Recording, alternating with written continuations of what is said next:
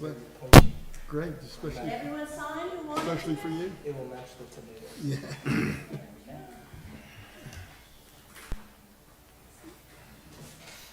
All right, just, I only have two people that have signed up. Just so everybody knows, it's 5 minutes each. Say you say whatever your piece, and if you have any questions, we'll try to answer them. And this is the second reading of the budget. I need a motion to adopt the agenda. Second. All in favor? All right, Robert? As they say it in the draft, you're on the clock. Robert McMichael, 710 Pine Ridge Road. Well, it seems moot to try to change any minds given in everyone's comments at the end of the last council meeting, so I'll leave that alone. I will say that we are still looking for some explanation as to where the extra $5 million over the 21-22 spending levels are being spent. I'd also note that, to me, this budget seems very similar to the one we had last year. And I'll remind you that 2 of you voted against that budget, and a third wanted to change his vote to make to the same thing. Now, everyone seems to be happy with it. Seems to me that some discussion of that flip-flop is in order. Thank you. Thank you. Frank Steele? Yeah, you're up. Give your address. Frank Steele, 107 Christie Way. I'm going to try to be brief, which will be unusual for me. First of all, I want to say this because I believe this from my heart and my head. I've been a permanent resident up here since 2010, roughly, about almost 15 years. Been in management all of my life, all of my adult life, good, bad, and ugly. I know management, and I know he knows management. The years I've been here, I've sat through council meetings where you had standing room out in the parking lot out there because the council was so crazy and so irresponsible to the citizens that it served. And for the last 3, 4, 5 years, 3 years since he got here, I have a lot of respect for what you guys and ladies, the other one's missing, but what you've done and what you do for the town, because I think all of you really believe in what you're doing. And I want to thank you for that, because I know in life there's only 2 kinds of management and only 2 kinds of service. It's either good or by default it's bad. There's nothing in between.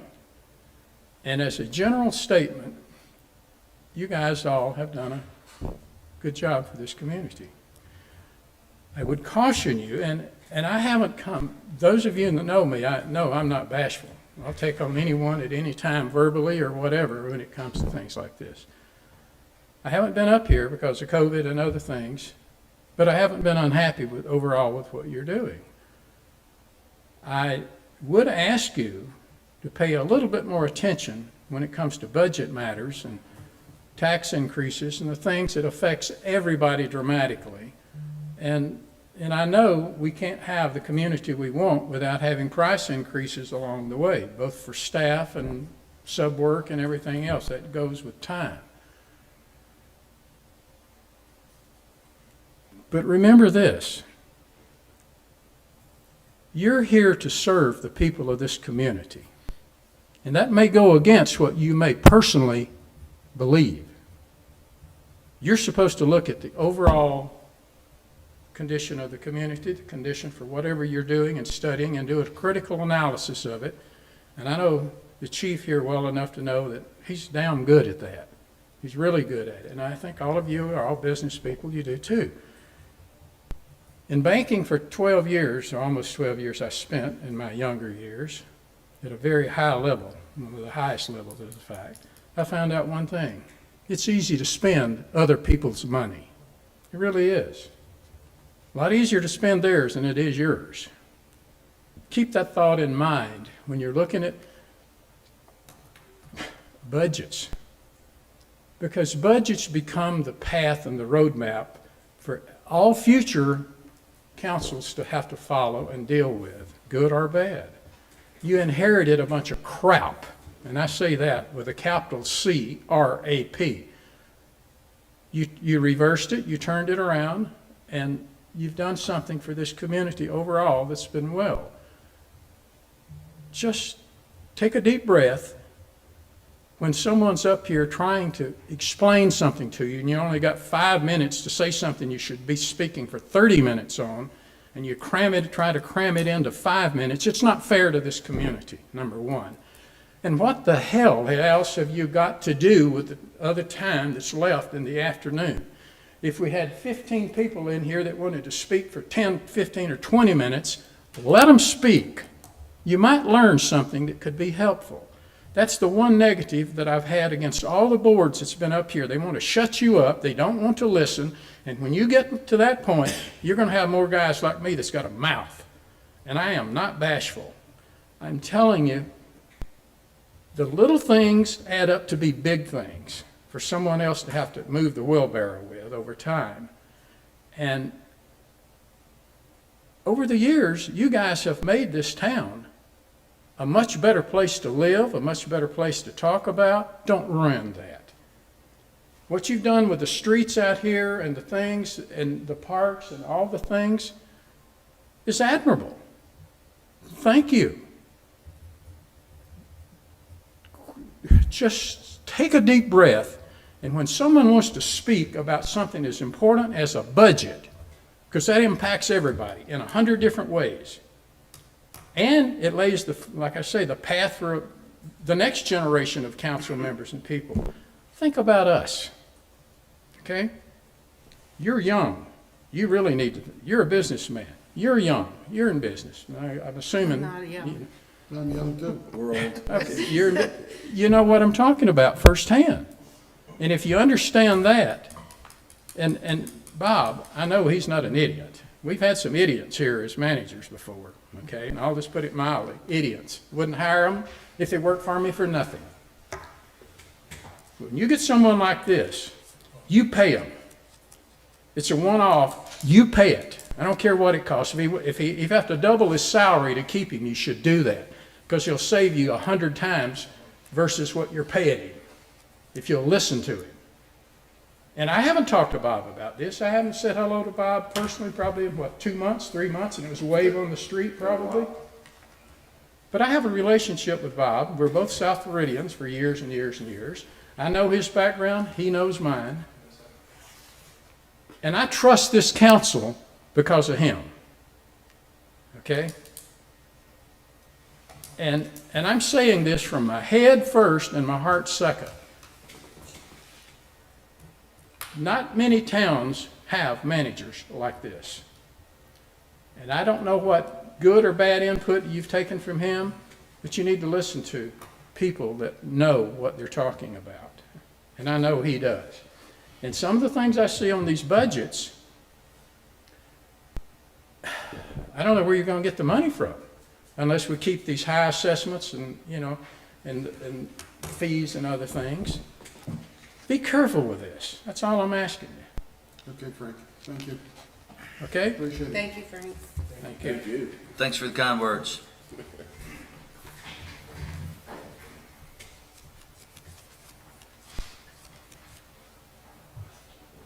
I still say you should make that at least 10 minutes. Most people wouldn't take it. Well, I gave you 8. Pardon? I gave you 8. Oh, that's okay. I could have spoken for 15. I know you Have could have. heard anything for me to speak 3 minutes longer? That's No. my point. No. Bob, you want to go over there's some questions and stuff? Yeah, Mayor, in preparing for today's meeting, we weren't given any direction to make any changes to the budget. So what I did is I went back through the last 3 council meetings and budget workshop and tried to glean the questions that were asked by the public that may or may not have been answered. So with your permission, I'll just go over what I think they asked and what the explanation is. Absolutely. So there was a statement about the administration budget line item had increased dramatically the past 4 budgets, and that is correct. Unfortunately, the people who made that statement didn't bother to read the 4 budgets where that increase had occurred. The change almost exclusively was in how we shared the capital expenditures, and if you recall, when I first came on, we agreed that we would pull capital out of the operating budget where it was not easily discernible what was being purchased as a one-time capital expense, and we would show that as a separate item, which we have done every budget that I've prepared for you. And there's a section in the budget of capital expenditures that you have the ability to pick and choose each item on capital expenditures or none, and we put that into the budget. That's all well and good, except that in the budget, we have our revenue side and our expenditure side. So once you decide on that capital expenditure, we have to put it into the expenditure side of the budget. And where we have done that is on the administrative expenditure side, and we have a specific line item that says transfer to capital expenditures, and it's a lump sum. And what that did immediately, the first time we did that, is it increased the bottom line of the administration page by whatever that was. In 2019-20, it was $2 million. And last year it was $1.7 million. In this year, it's $1.6 million. You want to show it up here? I can. It did inflate the number, but you've watered down, either watered down and or made the budget and the numbers more transparent. It's easier to read rather than having one lump line item. You've got everything, as you said, you have everything broken down. It's easier to read and identify where monies or expenditures are. Correct. Or where they're going. And that's important to note, Councilman, that this did not by itself increase the expenditures of tax money. It moved the explanation To where it it was a belongs. wash. We took it out of each department where it was Right. hidden. I get And we it. put it into one line item here. It's transfer to capital projects, 410-9105, and this year it's 1.648565. And more importantly, that it should explain to someone looking at the past 4 budgets, because in each of those budgets, not in the budget message that I wrote to you in the community, I fully explained that.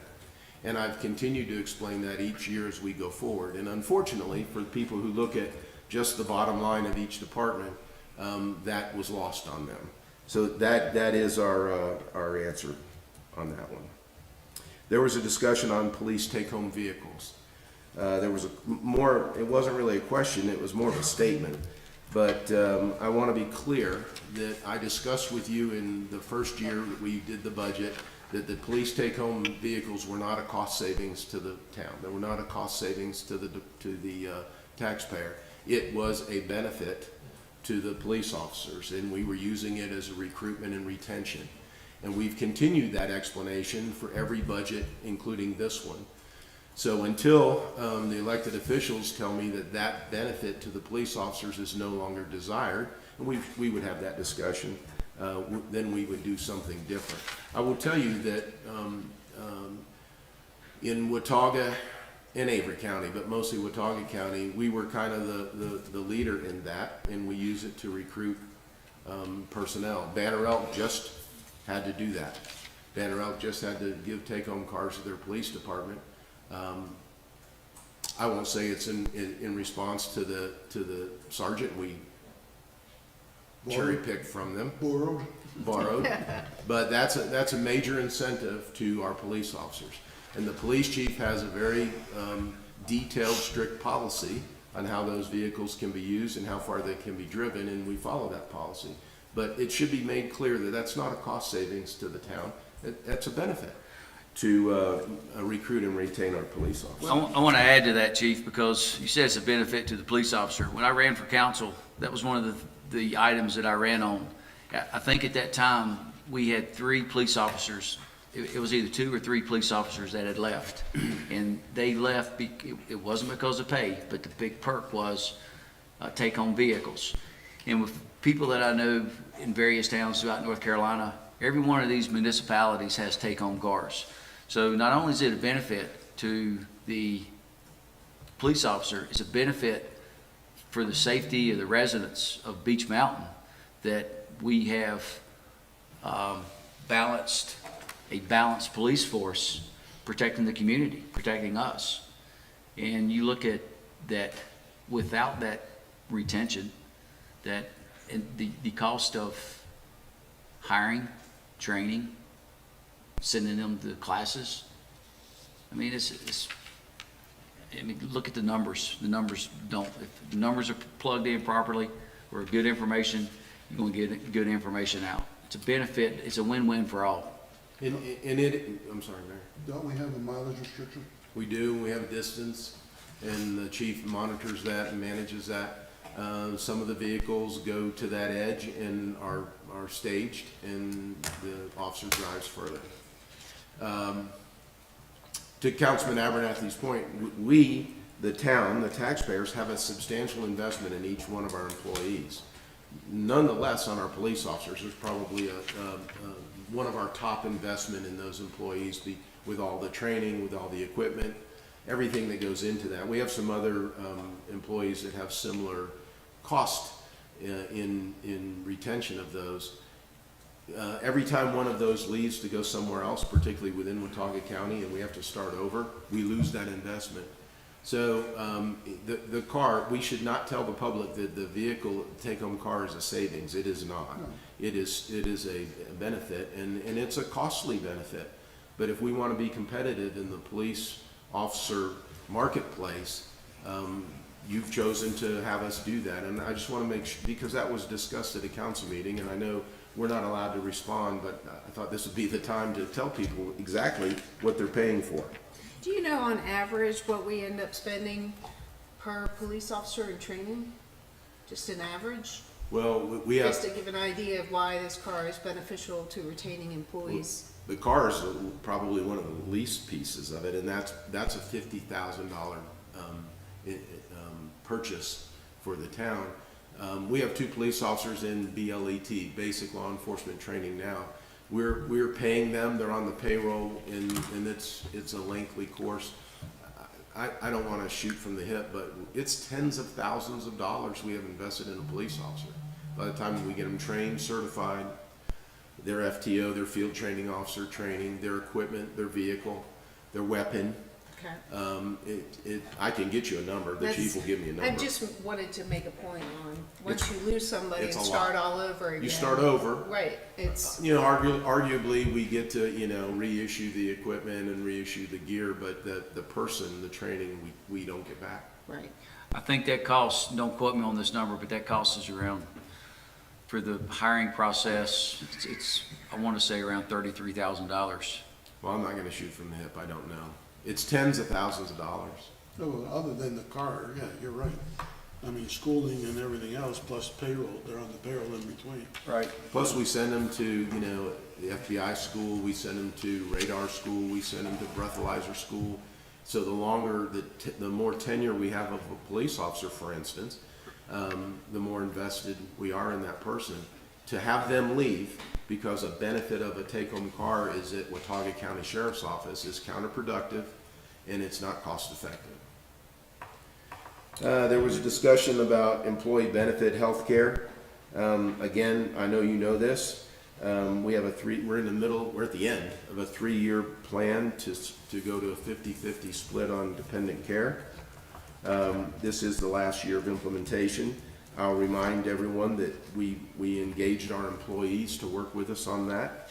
And this was a plan that the employees had bought into and you had as well. I will share with you and the public that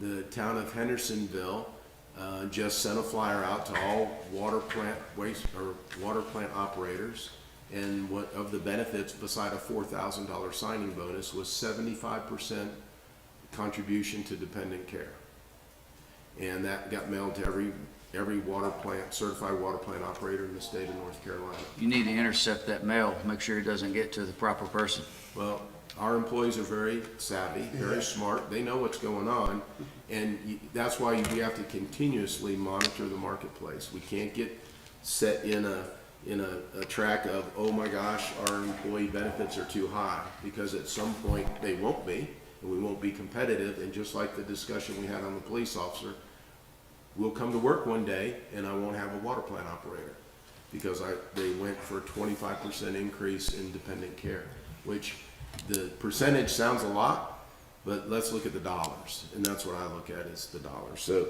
that is the response to that discussion. So you're talking about staying, I can't speak verbatim what you just said, but staying ahead of the curve so that we don't get behind. And a friend of ours made a statement about a couple of us on council that were being defensive. When you're in business, you aren't defensive. When you play football, defense wins football games. But when you run a business, and a successful business, you have to keep your skills sharp and be on the offensive. Because if you're not on the offensive, you're going to get behind and you will be out of business in a matter of time. And I go back to the statement that I made publicly at our last budget meeting. There are things that I'm doing with my company today that I never thought I would have had to have done. And it's so far from where we were 3 to 5 years ago. And my payroll was up 72%, and I stand by that number. It's up 72%. If I wouldn't have made adjustments to salaries and benefits that I thought I never would have made, our company would not be where we are today. Well, And I stand, I don't bring to you something to be on the cutting edge or be in the forefront. I bring to you what is competitive. And you authorize, and we've spent a good amount of money doing the MAP study, not only the pay plan, but we also have the benefit analysis. And we have to monitor the marketplace continuously so that we're competitive. I don't want to be at, the top, and I certainly don't want to be at the bottom. So that's what we do, and it changes from year to year.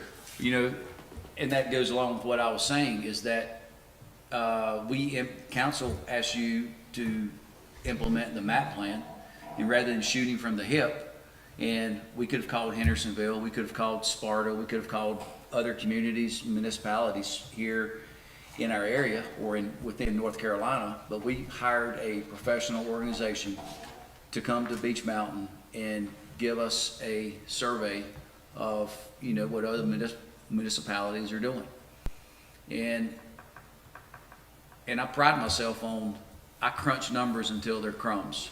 And I remember making the statement to you probably a year ago that Beech Mountain employee salaries were approximately 13% below where they needed to be. And the lady came back, and you remember this conversation by any chance? The lady came back, and I don't like giving you credit. I'm not taking credit. I'll give credit I don't want to, to give you credit either. I'll give credit to these people up here. Can we move on? No, I'm not finished. So, she came back at 15%, and we made an adjustment to the employee salaries. And I commend council and our town manager for being proactive and not being defensive, because if we'd been defensive, then we'd have been losing employees. But employees were on their way out, and I'm sure you guys are aware of that. If we lose employees, we're gonna lose services. Okay. There was a question on paving and gravel roads from a couple of the speakers, and I will tell you there's two sides of the coin here. But to review on paving, I was told to reduce paving costs by 30% from last year, and I told you I was only able to bring in a 20% reduction, and that's what's before you this year. There are no new paved roads in this budget. We're not going to pave a gravel road. We're going to repair what we tear up. We don't have enough to resurface what needs to be resurfaced, and I shared with you that we'll go to have more patching, and the drivability of the roads will be safe, but it won't be as pleasant. And I believe that in a short period of time, a year or two, we'll have people standing here asking us why we didn't pave. Why was Pond Creek paved? Pond Creek and Hawthorne was, Hornbeam, I'm sorry, God, not Horth. Not horrible. Hornbeam. Those were paved at each end, and we had agreed that when we did our utility work, where we replaced all the water and sewer as well as each service line, that road would be paved, and we connected the ends and paved the middle of it. And that's why Hornbeam and Pond Creek were paved. Hornbeam is in our pavement study plan that we got from McCall Engineering, was designated as a collector, a residential collector, has more traffic to bypass, I guess, the Parkway or Charter Hills. And that decision was made, that was 2 years ago, 2 budgets ago. On gravel roadways, as well as public paving, I told you that we moved gravel, paving, and culvert repairs out of capital and we moved it to Public Works. So immediately this year in Public Works, you'll see about $1 million increase in their bottom line. The exact same explanation that I gave you for the administration on capital, Public Works, we moved that expenditure from the capital into their operation budget because paving and maintenance of gravel roads and culverts is an operational piece. However, for the casual observer that doesn't take the time to either look at the budget or give me a call, it looks like Public Works budget just was inflated by $1 million. That is a correct statement, but that's not new dollars. That's not new money. That's taking it from capital and putting it where it should belong. Same thing with the fire department. The fire department exceeds $1 million this year in this budget. That's a substantial increase by about $480,000, and that is the EMS unit that was moved from administration into the fire department. It's now become a part of the fire department operation. That's where it should be. I agree. There's another local municipality that I think is taking a play out of our book, Well, and there's a few would like to. they are pushing for EMS as well, and they conveyed the benefits of what it would provide to their community. And, you know, and I took that as a pat on, I go back to this council in being able to provide EMS to our residents. That was a big step for Beech Mountain. Yes, it was. Well, and it's not inexpensive. And there was plenty of public discussion on that decision, and I feel very confident we clearly articulated the cost to do that and what the cost would be going forward. And that cost, whether you want to put it into the fire department budget or administration, it really doesn't matter on the expenditure side of the ledger. It's about 5 cents of ad valorem tax rate just for that piece of equipment. And When does that contract expire? Every year, no? it's a 3-year contract. Yeah, I was Yeah. thinking it was either 3 or 5. And it has a CPI multiplier in it, which our costs go up based on inflation. There was conversation about, or question about recreation. We've increased revenues, user fees the past 3 budget cycles. This, the mayor specifically told me that we had to do something about increasing revenue for the recreation department. More importantly, when you look at their budget, there was a question or comment about their budget being inflated. You need to dive a little deeper into it. They had additional duties assigned to them.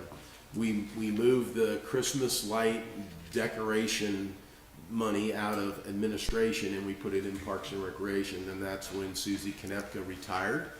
And we had the Recreation Department take over that duty in their department as opposed to hiring someone to replace her. That moves their bottom line up, but it was a transfer again from administration to Parks and Rec. That's not easily discernible, but it's a phone call to me and I can explain that. Get a better return on our recreation dollar, they build and maintain all of our trails. They do now holiday lighting decorations. We have them doing landscaping, signage, rock walls. They're doing a lot of the beautification that really is in Parks and Rec, but I need people to do things, so I reach out to the team and says, who can do this? They do it. They run the sledding hill, not inexpensive, as Councilman Abernathy has identified over the years. They now run the parking lot, which is a revenue producer, and we show the revenue on their side of the ledger. As importantly, they are the recipient of almost, well, I shouldn't say that now because of the visitor center. They have been the recipient of almost all of the TDA funding to the town. All of the projects that we've done over the past 3 years, the bathrooms, Shane Park, Sledding Hill, snow guns, all those things have been the recipient from the TDA monies. So what does that mean when you look at their budget? Well, because I can't bring money in on the revenue side without showing it on the expenditure side, we show you and the public all of the TDA grant money on the revenue side of the budget. To show that as the expenditure, it's put into the Parks and Recreation expenditure department. It inflates their bottom line, and from the casual observer, they look at it and say, "Whoa, look what you're spending on recreation." What they don't see is that $800,000 of that was from the TDA, a direct grant. So that is something that is easily discernible, or a phone call to me. We talked about, or someone talked about COLA. I'm requesting a 5% COLA to go along with our pay plan study in this budget. The CPI of, as the end of January of 23 was 6.7%. We reached out to surrounding communities. The state budget just came out. They're budgeting 10%. Banner Elk's budgeting 8%. Watauga County's budgeting 6%. Because of the benefit of our previous year COLA to get caught up, because of our pay plan study, the finance director and I felt a 5% COLA was justifiable to our residents. That's where we came up with the number, and that's what we proposed. The pay plan, we didn't get a question on the pay plan, but I need to just note that this budget implements the pay plan without any new employees. Part of the executive summary from the pay plan was suggesting that there be an additional employee. I did not recommend that to you, and we talked about it, and that's not in this budget. But the pay plan, getting everybody in the right competitive pay category that we haven't done since 2015 is about an $87,000 cost to the budget, and that's counteracted by that 5% COLA. We've talked about 50% of our employees will be moved into different categories and have ultimately increase in their salaries or pay. The other 50% will not. We don't ever talk about those. That they'll benefit from the COLA. There was a question about revenue neutral and in the reevaluation, and I just want to go through some numbers with you. In 22-23, Watauga and Avery counties did reevaluation. It was a substantial increase, almost doubled the assessed value to the town, right at about $1 billion of assessed valuation to the town. The revenue neutral that we had to report to the state was 0.402, 40.2 cents. Our EMS unit cost 0.05. Our personnel cost, the COLA last year was 0.05, another nickel. Our paving and gravel last year was 0.11, 11 cents. And debt on our capital purchase was 0.03. That's 24 cents in last year's budget. That's 64 cents now. And when you add that to the 40.02, it's 0.642. And I recommended a 0.65 budget to you this year. So if anyone wants to know where those numbers came from in this whole revenue neutral thing, that's how I got to 65. If we want to reduce that further, which I hope you do not, those are the items that we'd have to take away that would bring that down. But for all the people who say revenue neutral was 40 cents, 40.2 cents, how did we get to 65? That's exactly how I got to 65, and that's what I recommended to you, and that's what you have so far put into the budget. Chiefs, EMS was, will you repeat those? Sure.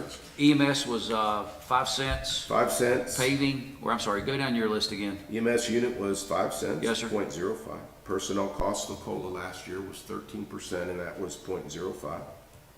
The paving and gravel last year was 0.11, 11 cents.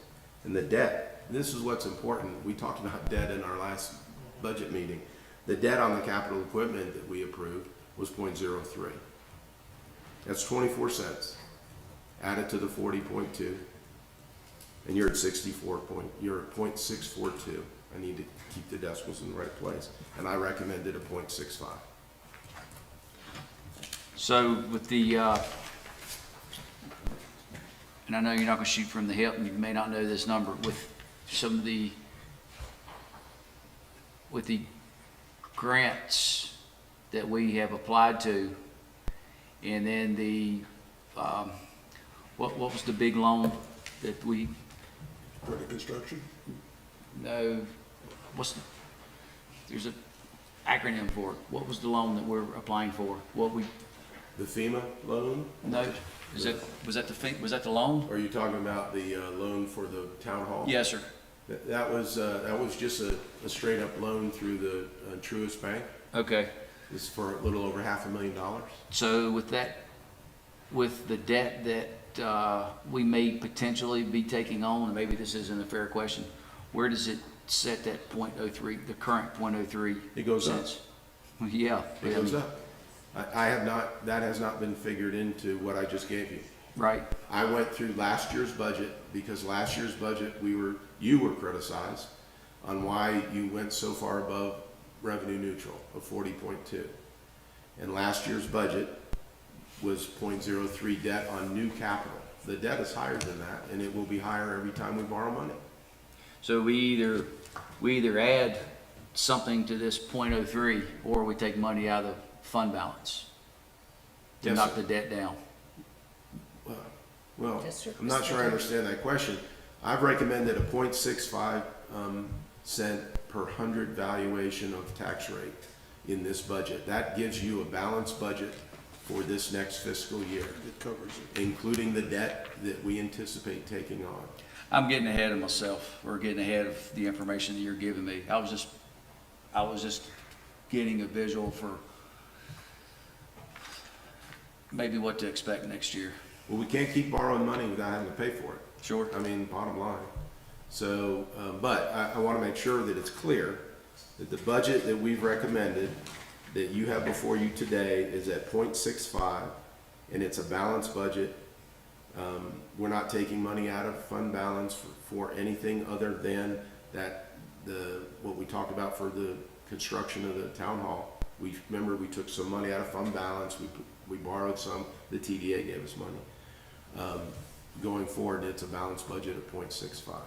Is there any chance that the TDA will show the town any more love and share some of the expense? Zero.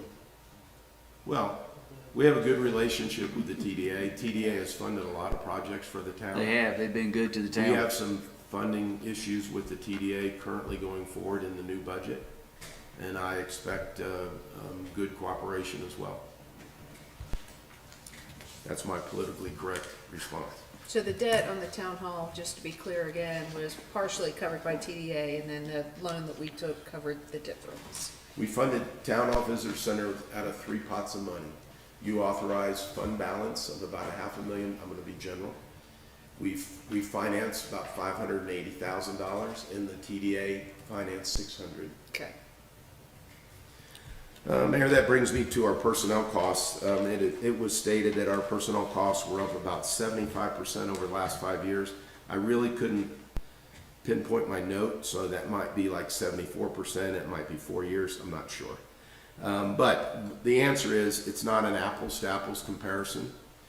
You cannot take our budget 4 years ago and look at our personnel costs today and say that we increased our pay by 75%. We did increase, excuse me, we did increase pay and benefits, certainly. We did a 13% COLA last year. We had a substantial increase in personnel. So in 2020, we had far fewer employees in the budget than we have in the budget today. We opened the convenience center. That required additional sanitation people. Now, yes, they're funded out of sanitation, I understand that. But I wasn't sure where this 75% came from. But overall, we have an increase in personnel. If you recall, you approved and we budgeted the seasonal employee program. And that was a substantial number of people that we increased on paper in our budget. We have some Parks and Rec for part-time, for summertime camp counselors. And you increased one person that I haven't been able to fill in administration for grant. So when you look at our personnel costs, a gross number in 2020 and a gross number in 2023, yep, it went up, and if they say it went up 75%, then it did. But that's not a fair comparison, that we just raised everybody's salaries by 75%. We did not. There's a substantial increase in operational costs. You've taken on more operations with the convenience center, in Parks and Rec and things like that. So I really don't have a good explanation, and the individual that asked that question, if give me a call and specify more what they're looking at, we can drill down on the numbers and show what they are. Well, I go back, even though whatever the costs are up, and I'll go back to what Frank said about the roads and the streets and the lights and the paving and all the good things that have been done. And that has required more money, and that has required more employees. I think I made a statement in our last council meeting that this is, we're not just a little resort community anymore. I think we're a legit town, and the services that we provide, come with being a legitimate town, no matter how small you are or how large you are. And if you want these numbers cut with, personnel or paving or whatever it may be, then what services do you not want to receive? Or what benefit of making the town, or what progress or not making progress do you want to see or not see? So Mayor and Council, the last bullet point I've got, and we heard it again today from one of our residents, is where have we spent these millions of dollars that we've increased over the years? And the answer is complex. But, excuse me, I simply say, drive down the street and you'll see where we spent the money. Whether it's in beautification, it's in paving, it's in something as minor maybe as road reflectors or striping or grass mowing or the sledding hill or the parking lot. Infrastructure is rightly pointed out. Water and sewer is funded in a different place. I understand that, but there's a lot of interaction between our water and sewer folks and our town employees. And when we replace a water line on a paved road, I have to go back and resurface that road. That paving can't be paid for out of the utility. So a lot of money, rightly so, has been identified as coming from paving because we've done a lot of infrastructure repair. Parks and Rec, we offer the best parks and recreation this town has ever offered. The trails, we have more of them. They're in better shape than they ever have been. We've got a lot of people that are interested in those. We did a study with App State on what the economic impact of the MO was to the town. And whether you agreed with the study or not, it definitely, regardless of what the final number is, there's a tremendous impact financially to the town. The town has been growing. We've doubled our full-time population. Our building permits are through the roof. We've got, I think, we've reported 32 new single-family homes under construction. There's still people in here every day getting permits. The town is vibrant, and that all costs money. I can't do any of this without paying for the services that we get. So without specificity, I would say that take a look around. The town is, in my opinion, and I'm a town taxpayer, the town is in far better shape, both visually, both the way it operates, the utility, the sanitation piece, than it has been in the 20 years that I've been here. Certainly, can we do better? Absolutely. Is there places to cut? Absolutely. I'm not foolish enough to tell you that this budget is a bare bones budget. But I will tell you that this budget is not going to see the growth and the improvement that you're used to seeing the last 3 years. We're going to maintain. We'll improve where we can. You've given us a good budget. If you pass this, there's a lot of things, a lot of moving parts that we'll continue on. And I'm ready to answer any questions from you. And the public can always pick up the phone and give me a call. That's it, Mayor. Anybody got any questions? Go ahead, Frank. I believe this question might be more appropriate. Chief Bob here. I read, I'm sure it was in the, I believe the notes that last report of the last meeting. We have several applications for grants for various things, if I remember correctly. And for some reason or other, and with no explanation, which again doesn't help the cause, that these were kind of put on hold or in abeyance, or there was some issue with one or all of them. And my question fundamentally is this: if those grants that have been applied for or being applied for, if those grants were productive and were granted to us, would that have impacted this, what you've just gone through? In other words, has it been 5%, 10%, 20%? I mean, what would these grants do to this overall budget today? And what would it do a year from now, when this new budget comes up next year, and the year after that? What is what I'm gonna call the critical analysis of where are we in the wedge? If we get them, if we get part of them, or if we get none of them, how is that going to impact future boards, council members voting, and your administration to the cause that we're looking at? I mean, what kind of critical impact, one way or the other, do these grants have? Well, the answer is, they won't have an impact, the grants on the, On this year? on the operation budget. I'll explain that in a minute. I do not receive that email. I'm not on that chain. People do send it to me. I think if that's what you took from that, you're mistaken, or he's mistaken. The discussion was on the expenditure side of the Lake Coffee, Lake Santas project, And that was in that I have delayed that and paused that because we are working on an agreement with the resort. And I no longer could justify spending money on someone else's property that we did not have control over. That was the 97%, or whatever, if I remember, that you had to get everybody's. No. vote. No, that's a No, different. this is on Lake Coffee and Lake Santas. So, I have some expenditures to approve on land that we don't control. It's private property, we don't have an agreement yet. So I had reported to the council that I was pausing that. On the revenue side, we have 2 grants and 1 general obligation bond process. Those are full speed ahead. We have a $14 million request through the state legislature to fund the Lake Coffee project. Aware of that. Then we have about a $15 million grant through FEMA, through a disaster mitigation grant that's currently in Atlanta, Georgia, being reviewed, and we're full speed ahead on that.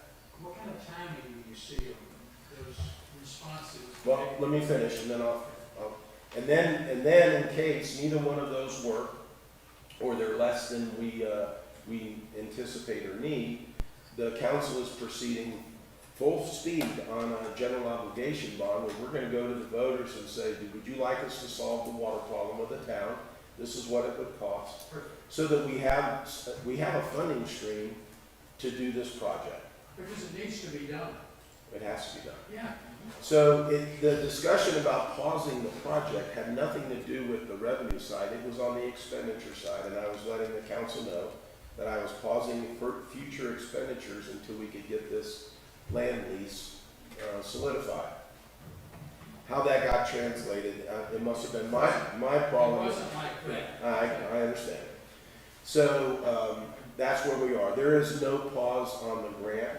We've hired a consultant. Steve and I were with them yesterday online. We're sending emails and letters and phone calls and follow up with the various people that can make that decision. The state Senate put their budget out Monday, I believe. And we followed that up with Senator Hyde and Senator Lee here, so that we could make sure that we're in the best position to get that money. An interim question, is that 1 or 2 of the names that might be going to come up Mountain, the state senators? and Well, Biden was yes. talking about? Is that Senator Lee has a house here on Beach Mountain. So he's an interested So taxpayer. we need to rally around. Yes, and I think we have. I think But I'm that saying procedure, the homeowners themselves should rally around. They need to embrace this. well, you know, the mayor and Councilman Abernathy went to Raleigh and spoke to them personally on this funding mechanism. So to say that we're pausing or there's a delay in our revenue side is Well, I inaccurate. hear this, and I thought, It's geez, inaccurate. I've been doing this for 20 freaking years. It's inaccurate. We are proceeding as quickly as possible. Now, to answer your question on timing. This year in the state legislature, the House has presented their budget, the Senate has presented their budget. They're going to conference, and they're going to produce a budget here probably in June or July to send to the governor. At that point, we will see what, if anything, the town of Beach Mountain will be granted out of that budget. So that's the timing on that. The FEMA grant. That could be rather soon, right? Yes, yes. I expect there's something late summer. Yeah, okay. So before the referendum is what the plan is. So we can tell the public, look, we got X amount of dollars from the state. This is what the project's going to cost. This is what we're going to need to finish it. And this is what the cost is going to be. That's what we're trying to put together for the public. The FEMA grant is a disaster recovery grant. We've received state approval. We feel very confident about it. We don't have any chickens to count. And that is a little bit longer period of time. That's a 90% grant. We would have to come up with $1.4 million to receive the 13.2 million. It's like a 90-10 or. 90-10, and that we should see something hopefully in fall, early winter. Jeez. Somebody should put this out in the public domain. We tell them, I we talk tell them about every it meeting. every meeting. Every meeting, we tell them that. Since, It doesn't filter out into the community. You, Exactly. you gotta, you can't read, every email you get doesn't necessarily is correct. I'm sorry. Every email that you receive, it doesn't necessarily is correct. and when I make this statement, I don't want to make it sound like, I mean, this is us, and I haven't promoted this. I have promoted this function that on June 3rd, but since Chief and Mayor and I went to Raleigh, I've had 2 additional meetings with 4 of our senators and 1 of our North Carolina House reps, in addition to what we've already done. And I think that what this council has done, to my knowledge, and correct me if I'm wrong, Chief, this approach has never been done. Not that I'm aware of. And then also the gentleman that, this is probably news from you, the gentleman that was director of FEMA is a personal friend of mine, and he lost his job because of politics. But I say politics, he's no longer working for FEMA. And he has been a blessing. He works for an extension of FEMA. And he's helping us with these grants for this $15 million. So if we're lucky enough to get even 60, 70% of what we're kind of asking for, the next 12, 24 months, 36 months, these grants will be kicking in on and allowing us to do things we've been talking about for 5, 10, 12, 15 years at different places. Am I misreading something there, or? am I No, correct? no, that's true. And for every dollar we get in these grants, we'll reduce what the taxpayer has to pay in ad valorem. You're to- going right to- down to where I'm going to. Well, So exactly. Well, that's the whole idea. That's why we're doing this. that should reflect then in the millage rates or the valuations and what I'm gonna call a new relook of the next year. The reevaluations of whatever, 4 years or 7 years or something? It's not going to affect the reevaluation. No, but I'm We saying, can't affect that. I'm saying, when that is done, that's locked in for a certain period of time. 8 years. 4 or 5, what is it? 8. 8 years, okay, so we're level on that. The only thing you can adjust then is the millage for 100, right? Correct. My bigger point is that if we get these grants, or a good portion of these grants, we shouldn't be looking at any increase in villages in the next few years. Well, that's not true. That's not true. Right now, I've produced a budget at 0.65, which is what I'm asking the council to approve for the That's for millage. now. Right. But to build this, if we have to come up with an additional $1 million. $1 million, Okay, you're saying the That- shortfall in it. yeah, instead of having to come up with $15 million in ad valorem tax rate, we would have to come up with something less. A million. Well, I don't know what You those get numbers 13, you gotta come up with 2. Correct. The whole idea is to get as much free money as possible. Absolutely. Well, that's a good estimate. Go ahead.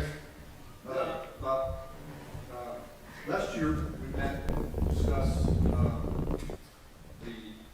subject of general obligation bonds. We had two things on our plate back then. One was our water supply, and the other one was our infrastructure. Could you comment on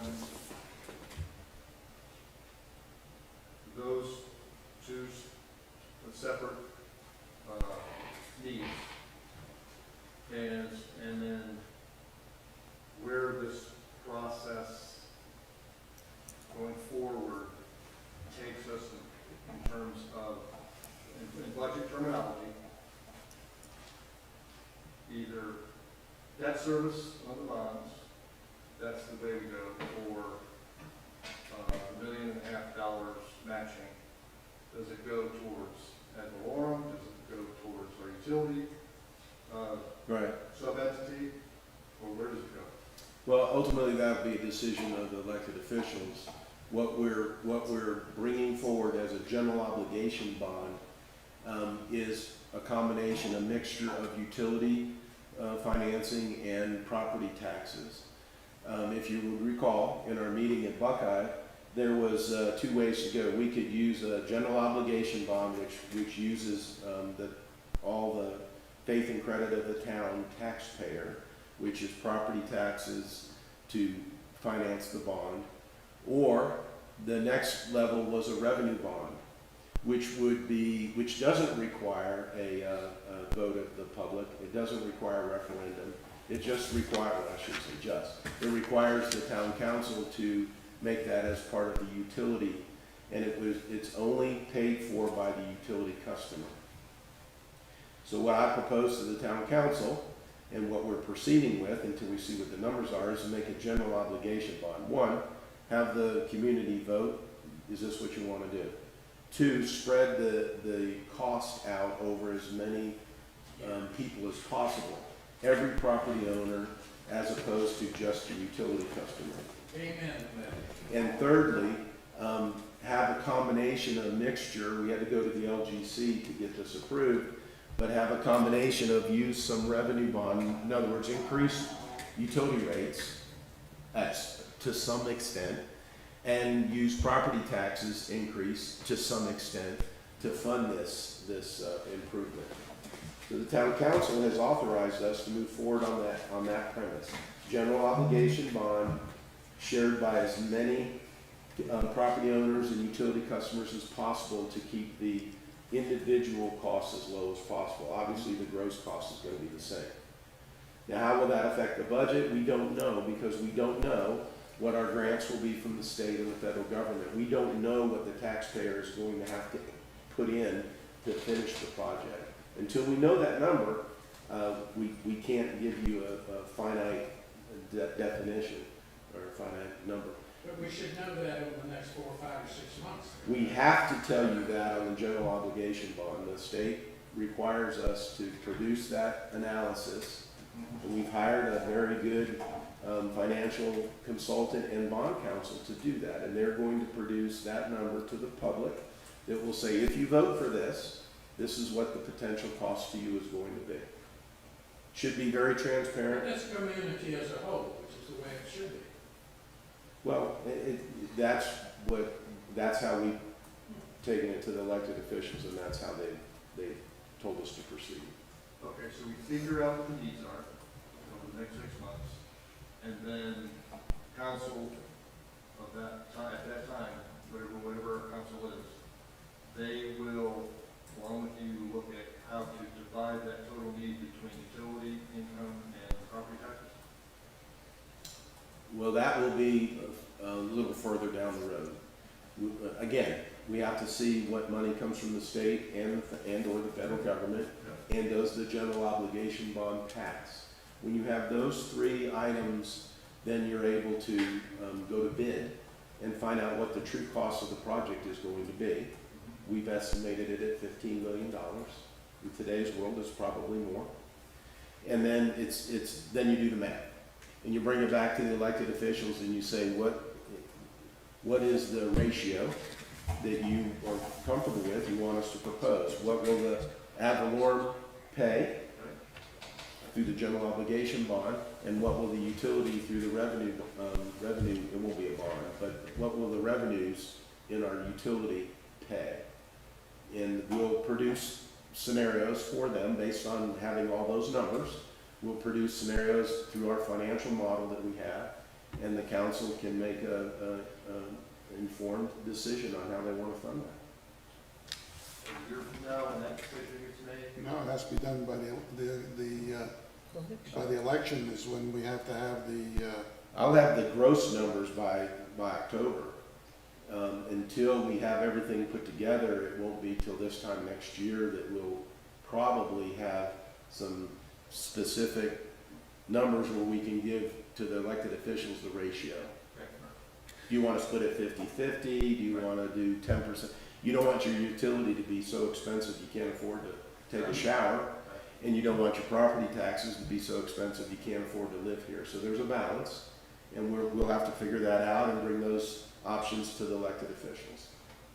But we have to have the cost to the public for the general obligation bond, and that will be not to exceed is how we're going to so proceed. the referendum is, participants in the referendum are specifically who? Registered voters in the town of Beech Mountain.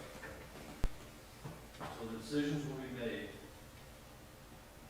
on 10 times the number of registered voters will be affected. Well, I'm a manager, that's a political issue. That's no different than electing your council. I mean, we know how many registered voters we have, and we know how many property owners we have. That's about a 10-to-1 ratio, rough number. That's no different than elected your representative. Exactly. Same. That's 10 to 1. that's what I was trying to understand. It's the same thing. Okay. You know, just talking. Steve, did I misstate anything? Okay. For those, Yes. for you guys that attended today, I think this has been beneficial. And I think, in my opinion, it's shed some light on the transparency of That's a big issue. where the budget is and where we're going, the direction that we're going with this town. Now, given the fact that we're on the peak, hopefully, of interest rates, height-wise, hopefully, is there going to be any consideration upon hearing how much we borrowed today, what it is, how long do we have before we set the interest rate numbers in this? What kind of math has been put to, if it's 3%, 4%, 5%, 6%, 7%? Is there any analysis yet that's been done with that? Not with a number, although Stephen's working on that today with our utility director. We are providing the financial analysis folks and our bond council revenue numbers. We won't get to the interest until we get closer to having that document submitted to the state because interest rates change. What I'm saying though, are you anticipating, well, whatever it is now, it's probably going to creep a little higher. Hopefully it's not going to creep a lot higher. Well, as you know, the prime rate, it does correlate to the bond rate. However, you can't use your prime rate to issue a municipal bond. Plus, we have over 7 years to issue the bond after it's That was going to approved. be my second part of my question. So we do have that gap You have here. a 7-year period to take all or none or some of the money. So obviously, from a financial Cherry pick. standpoint, you cherry pick. When the interest rates dip, you go get some money. But they don't withdraw the funds that they committed to you, even though Correct.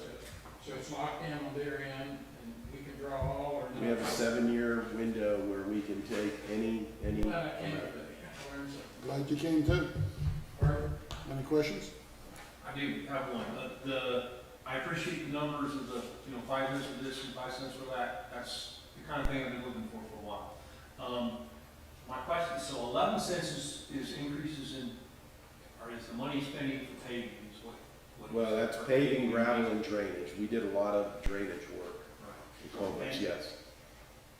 I'm trying to get to, what did we spend before the reevaluation? I seem to recall in one of the sheets, there was like, what's on the 22 column, there was $1 million, which would be about 11 cents for culvert repair in that year, was one of the budget lines. So, we spent $1 million before we had the reevaluation, then, where's the other? It Well- seems to be a constant cost. It has been a constant cost since I became the manager because the council said they wanted to improve on that infrastructure. The difference is where the funding came from. Initially, there was about $2 million in paving that was taken out of fund balance. Okay. So that did not affect the ad valorem rate because it was taken out of the savings account, if you will. And you'll, That's the kind of pieces that I'm trying to find. well, when I well, go through all these numbers. and you'll see that in the 2020 budget. And the budget message should articulate that. So then as we went forward, the council said, we don't want to use fund balance any longer. We want to fund it out of ad valorem. And so in 2022, 21, 22, we didn't take it out of fund balance, we took it out of ad valorem. So unless you see each year how that was paid, that's why the 0.11 cent, 11 cents came out last year after reevaluation. That was with do not use fund balance, and it had to be paid 100% out of property tax. And that was the direction of the elected officials, primarily because we needed to keep our fund balance at a percentage where we could have beneficial ratings for our future bond. So it all correlates. There's no smoke and mirrors. It's just finding it. Well, I just figured, and don't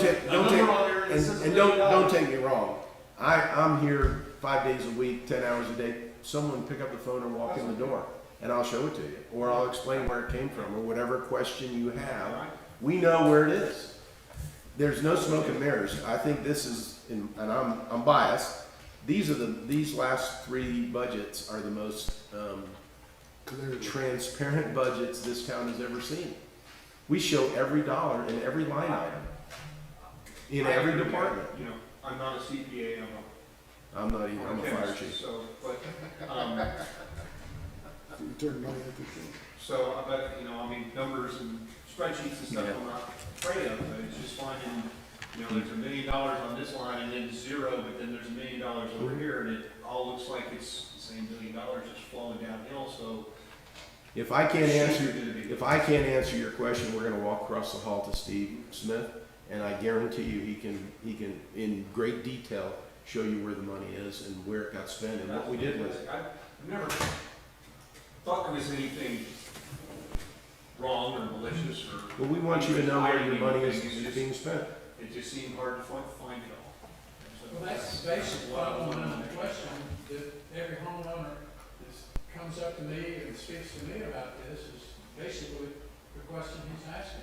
Why are we, I call it double and tripling valuation, and then another 30% more added on because of the millage adjustments? And the question then becomes to the homeowner that's paying, where does this stop? And what is, because I know from budgets, I've done budgets all my adult life, Yeah, here we go. short term, mid-term, long term. And if your budget is laid out in a way that it's always going to be ever increasing, and a lot of places do that. The It's not just the cost of living COLAs or whatever, it's, oh, we'll get that next year, we'll get that next year, and it becomes unbearable after a while, Well, the question is that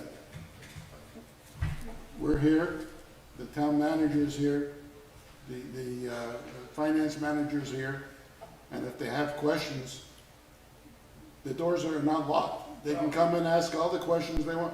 They can ask all the questions they want. After last meeting, we had 10 people stand up and talk about the budget. Not one person, and our town manager was waiting the next day to answer any questions. After that meeting, the next day, we received not one call asking about the budget. Well, So the question I'm gonna is, say this, if- it's not because the people in the community are not interested in it, because I can guarantee you that they are. But because they're talking between themselves and they're getting misinformation, But that's what I'm saying, I learned more today in 10 minutes listening to him Right. than I learned in 3 months of the news on the street. but I understand, but it's not because we're not giving them the information from us, they're not asking us. They're going to the next, to you. But you're allowing, To the you're next door allowing the neighbor. rumors to get out in the community, and. How do you stop them? How do you stop it? How do you stop Bob or you, or one of you guys, a nice little report to the community would probably be a good thing. I know I would appreciate it, and I think, I would assume most of all of us learned something today, did we not, by having these Well, discussions? this is our second meeting on the budget. And there's a lot of questions could have been answered up to now. The problem is, when they come to you and ask a question, you have the wrong information. That's so- my point. so what you Someone should have be said- putting out the- But what you should have said is, the best thing for you, Mr. Smith, if you really want the right answer, because I'm not 100% sure myself, why don't you call the town manager and ask him? Well, I actually said that. I said, Bob will take a call for the devil. But he hasn't received any. Well, So thank God he's not the devil, because he hasn't got over any. the years, Bob has never not failed to return a call. Absolutely, I agree I know 100%. that for a fact. Back when he first came on board, he'll tell you, I was in his office a few times. Is that not But, correct? so- Yes. Okay, and we I had, enjoyed every minute of it. well, so did I. And I respect it, and I respect everybody up here. I know you're all up here trying to do your best, and that we appreciate. It's just that, you call it misinformation, and I'm not sure that's the right word for it. It's the lack of full information. Well, It's like that's just making plain- a name versus a D. You still That's just- passed, but you made a D making it when you could have made an A. that's just plain with words. It means the same thing.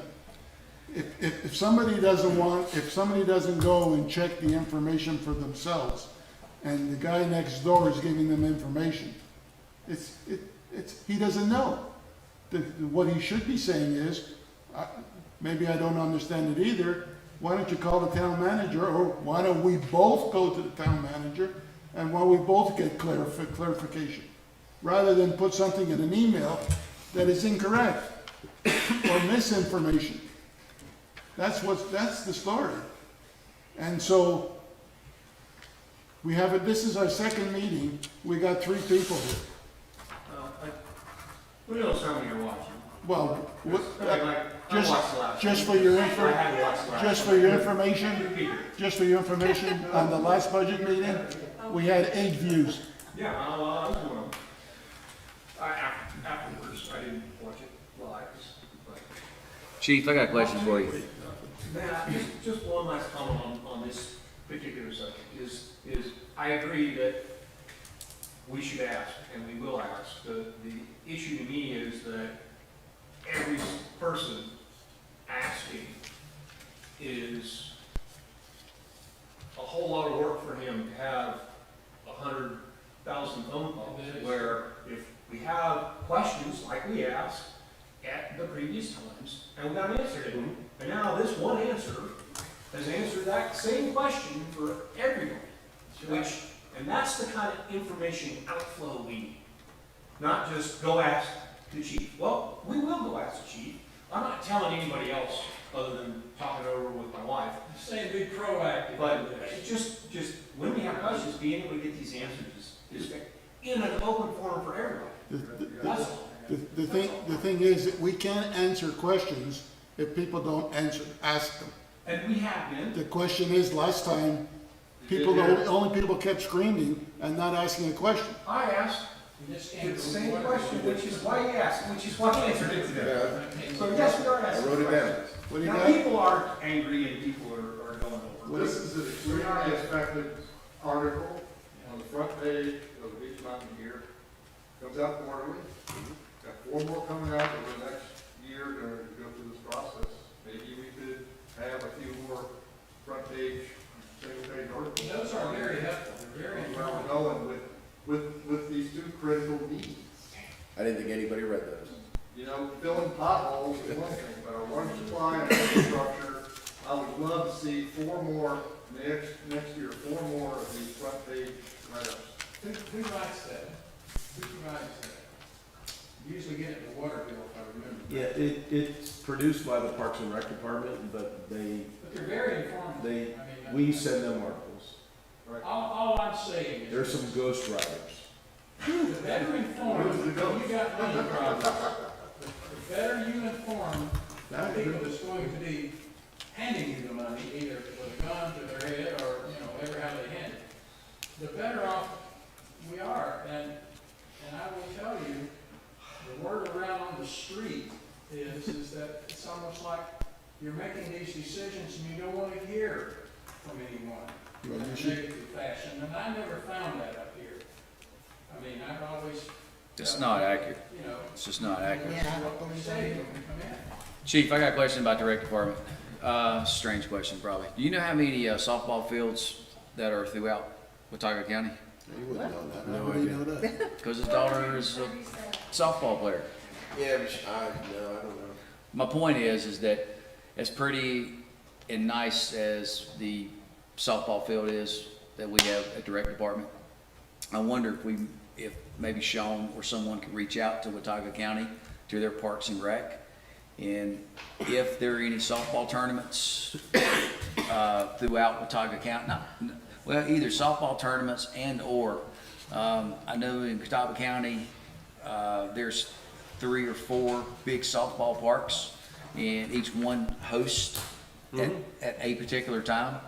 And if Beach Mountain may be able to, host one of these, I think one we'll of these reach out events. to Avery as well. Yeah, absolutely. Sure, we'll do that. And just get some additional exposure to our rec department. It may bring in, some more I've got, tenants. I've got it, we'll do that. Thank you. Mr. Cardy, you got any comments? Thanks for being so thorough, and thanks for coming out. Kelly? That was a great report, and I think, just even going through the numbers on the millage rate will answer a lot of questions. No, I like to thank Frank for coming. It's nice having you come back. I thought you were I didn't know which Frank we were gonna see. No, I'm not bashful. Now, we knew that, I know that. I appreciate the good work, and you guys have done a lot of good things on this mountain. And my visitors that come up annually from Alabama, Florida, different places, they see the difference. It's like riding on an interstate that's freshly paved coming up and down. It's the best it's been in 35 years that I've had a home up here. It's never been better than it is now. Thank you. And I mean that, it is, it's like, I couldn't believe what a great job you did. And the efficiency of it, and all the other things, nice recreation things. I'm really proud of Beach Mountain, and I just don't want this council to ever get like the councils of the past that we were. All of you guys were here during those times, and it's like, get out of here. If you're not gonna say what we want to hear, there's the door. That was the attitude. This should be a welcome one and all, and listen and understand that we don't know everything you guys know. You may assume we do, but we don't. And having an explanation that's clean, clear, precise, and understandable goes a long way to having a happy county. Well, Bob, I appreciate everything that you did. I'm glad that you answered a lot of the questions. I think it was very informative for everybody, and probably including us. Now we got the millage rate down, we know exactly what it is. And, the only comment I have to make is,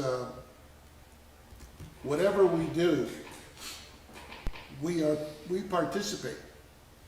I mean, we're not exempt from the millage rate, we're not exempt for all the expenses that are incurred. But we're doing what we think is right for the town. And again, like Bob said, if you have to ask a question of what we spend the money on, all you have to do is drive around. You have to look around, you're around the town, and you can see it. And I think this council, for the last 3 years, 4 years, we've not decided to not kick the can down the road, we've kicked it down the road. And we've done a lot of things to improve the town. And just look around you and you'll see it. So I think it's money well spent. Well, I think that's reflected by the lack of people in here. It's, what I've noticed is just in the last, well, I'm gonna say because of the millage rates adjustments and everybody's a little concerned about all that and normal inflation and everything, but communication is helpful, good communication. All right, I need a motion to adjourn. Make a motion. All in favor? Aye. Motion. Meeting adjourned. Thank you.